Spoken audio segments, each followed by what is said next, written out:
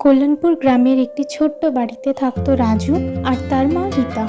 রাজুর বয়স মাত্র 11 বছর। তার বাবা শহরে চাকরি করতেন, মাসে একবার দেখা করতে আসতেন। রাজু পড়াশোনায় ভালো হলেও তার মেজাজটা ছিল কড়া, আর তার বয়সের ছেলেরা যেমন হয়, অল্পতেই রেগে যেত। রীতা মা সারাদিন ঘরের কাজ করতেন, রাজুকে স্কুলে পাঠাতে রান্না করতেন, সন্ধ্যায় রাজুর পড়াশোনায় সাহায্য করতেন। কিন্তু সম্প্রতি রাজুর আচরণে অনেক পরিবর্তন এসেছে। সে মায়ের কথা শুনতো না, রাগ করে জিনিসপত্র ছুঁড়ে ফেলে দিত, আর মাকে অনেক সময় বাজে কথা বলতো। একদিন রাজু স্কুল থেকে বাড়ি ফিরে খাবার পেতে দেরি দেখে সে চিৎকার করে উঠল, মা, এ কি, এখনো খাবার তৈরি হয়নি? সারাদিন তুমি কি করো? রীতা মা ক্লান্ত গলায় বললেন, বাবা, গ্যাসে একটু সমস্যা হয়েছে, একটু সময় লাগছে। তুমি হাত মুখ ধুয়ে নাও, আমি নিয়ে আসছি। রাজু রাগ করে বলল, তুমি শুধু অজুহাত দাও।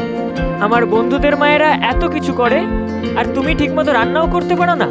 রীতা কষ্ট পেলেন, তার চোখের কোণে জল এলো, কিন্তু তিনি চুপ করে থাকলেন। কিছুদিন পর থেকে রীতা মায়ের শরীর খারাপ হতে শুরু করলো। তিনি বেশি কাশি দিতেন, মাঝে মাঝে মাথা ঘুরতো।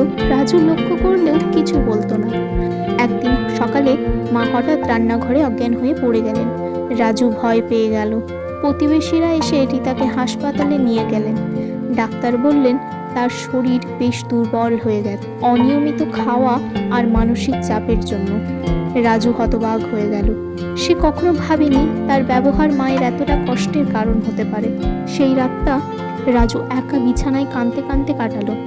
মায়ের সেই হাসি মুখ, তার যত্ন নেওয়া ছোট ছোট ভালোবাসার মুহূর্তগুলো চোখে ভেসে উঠল।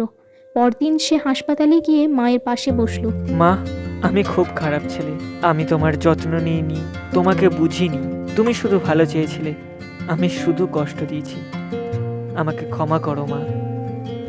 রীতা মা উঠে বসলেন এবং তিনি ছেলেকে বললেন, বাবা, আমি তো কখনো তোমাকে দোষ দিইনি। তুমি এখন বোঝার চেষ্টা করছো, সেটাই আমার সবচেয়ে বড় শান্তি। মা বাড়ি ফিরে এলো। রাজু সব দায়িত্ব নিজের কাঁধে তুলে নিল। সে নিজেই ভোরে উঠে বিছানা গোছাতো, মাকে ওষুধ খাওয়াতো, রান্না শেখার চেষ্টা করত। স্কুলে গিয়ে সময় মতো ফিরতো, মায়ের পছন্দের গান চালিয়ে দিত, আর প্রতিদিন বলতো, মা তুমি কেমন আছো? একদিন স্কুলে রাজুর শিক্ষিকা বললেন, রাজু তুমি অনেক বদলে গেছো। কিভাবে এই পরিবর্তন? ভুল করে শিখেছি ম্যাডাম। মাই জীবনের সবচেয়ে বড় শিক্ষিকা। সময় চলে যায়, রীতা মা ধীরে ধীরে সুস্থ হয়ে ওঠেন।